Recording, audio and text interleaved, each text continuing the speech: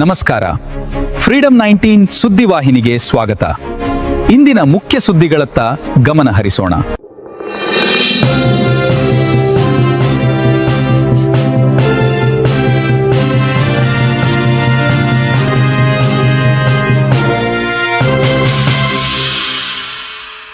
ನಮಸ್ಕಾರ, ನೀವು ನೋಡ್ತಾ ಇದ್ದೀರಾ ಫ್ರೀಡಂ 19 ನ್ಯೂಸ್ ಚಾನೆಲ್. ನಿಖರ ಮತ್ತು ಪರಿಶೀಲಿತ ನಿರಂತರ ಸುದ್ದಿಗಳನ್ನ ಜವಾಬ್ದಾರಿಯುತವಾಗಿ ತಲುಪಿಸುವಂತ ವಿಶ್ವಾಸಾರ್ಹ ಸುದ್ದಿ ವೇದಿಕೆ ಫ್ರೀಡಂ 19 ನ್ಯೂಸ್ ಚಾನೆಲ್ಗೆ ತಮಗೆಲ್ಲರಿಗೂ ಆತ್ಮೀಯವಾದಂತಹ ಸ್ವಾಗತ. ಬನ್ನಿ ಇವತ್ತಿನ ಸುದ್ದಿಗಳನ್ನ ನೋಡೋಣ.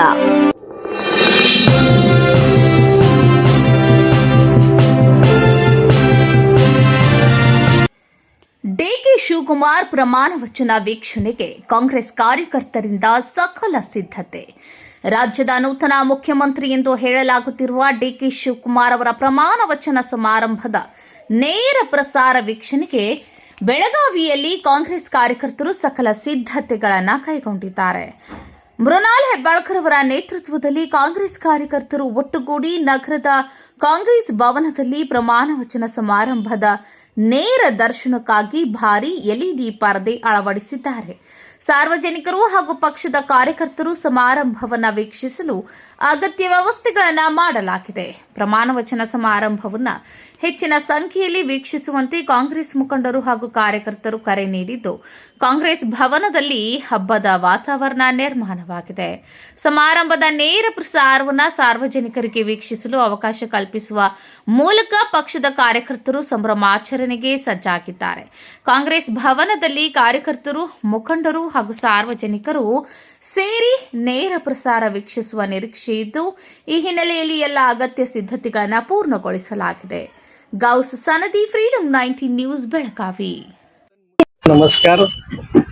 उद्या कर्नाटक राज्याचे नूतन मुख्यमंत्री म्हणून आमचे नेते आणि एक काँग्रेसचे निष्ठावंत नेते डी.के.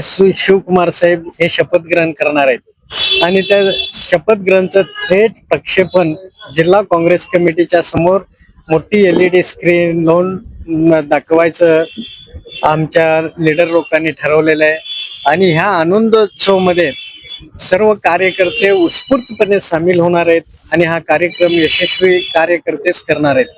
आज एका निष्ठावंत नेत्याला मुख्यमंत्री पद मिळाल्यामुळे कार्यकर्त्यांच्या मनामध्ये एक उत्साह आहे, एक आनंद आहे आणि तो आनंद उद्या साजरा करण्यासाठी इथं एकत्रितरित्या कार्यकर्ते जमा होणार आहेत.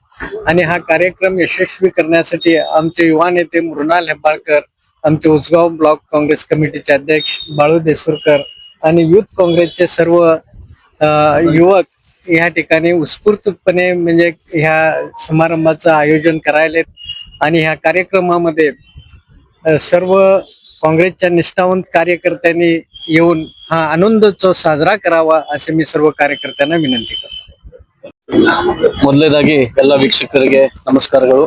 ತಮ್ಮೆಲ್ಲರಿಗೂ ಗೊತ್ತಿರುವ ಹಾಗೆ ನಾಳೆ ದಿನ ಕಾಂಗ್ರೆಸ್ ಪಕ್ಷದ ಕರ್ನಾಟಕ ಪ್ರದೇಶ ಕಾಂಗ್ರೆಸ್ನ ಅಧ್ಯಕ್ಷರಾದಂತಹ ಸನ್ಮಾನ್ಯ ಶ್ರೀ ಡಿ.ಕೆ. ಶಿವಕುಮಾರ್ ಸಾಹೇಬರು ಕಾಂಗ್ರೆಸ್ ಪಕ್ಷದ ಕಟ್ಟ ಕಾರ್ಯಕರ್ತರ ಹಾಗೆ ಇವತ್ತಿನ ದಿವಸ ನಮ್ಮೆಲ್ಲರ ಉತ್ಸಾಹ ಮೇರೆಗೆ ನಾಳೆ ಅವರು ಕರ್ನಾಟಕ ರಾಜ್ಯದ ನೂತನ ಮುಖ್ಯಮಂತ್ರಿಗಳಾಗಿ ಪ್ರಮಾಣ ವಚನ ತಗೊಳ್ತಾ ಇದ್ದಾರೆ.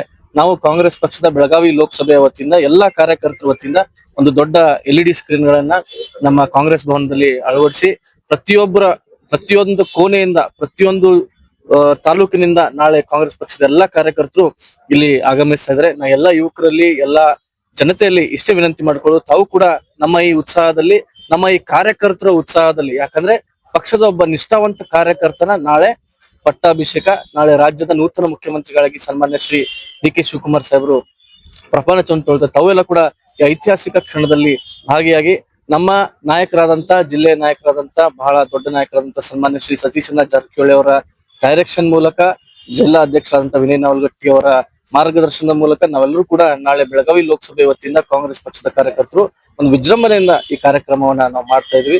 ತಾವೆಲ್ಲರೂ ಕೂಡ ಈ ಕಾರ್ಯಕ್ರಮಕ್ಕೆ ಆಗಮಿಸಿ ಅಂತ ಹೇಳಿ ತಮ್ಮೆಲ್ಲರನ್ನ ಬಿಟ್ಕೋತೀನಿ. ಇವತ್ತಿನ ಪ್ರಮುಖ ಸುದ್ದಿಗಳು. ಕರ್ನಾಟಕದ ಪ್ರತಿಯೊಂದು ಮೂಲೆಗೂ ನಿಖರ ಮತ್ತು ಪರಿಶೀಲಿತ ಮಾಹಿತಿಯನ್ನು ಜವಾಬ್ದಾರಿಯುತವಾಗಿ ತಲುಪಿಸುವಂತ ಪ್ರಯತ್ನದಲ್ಲಿ ನಾವು ಸದಾ ನಿಮ್ಮ ಜೊತೆ. ಫ್ರೀಡಂ 19 ನ್ಯೂಸ್ ಚಾನೆಲ್ನ ವೀಕ್ಷಕರಿಗೆ ಧನ್ಯವಾದಗಳು. ಮತ್ತೆ ಭೇಟಿಯಾಗೋಣ ಮುಂದಿನ ಸುದ್ದಿಗಳೊಂದಿಗೆ. ನಮಸ್ಕಾರ.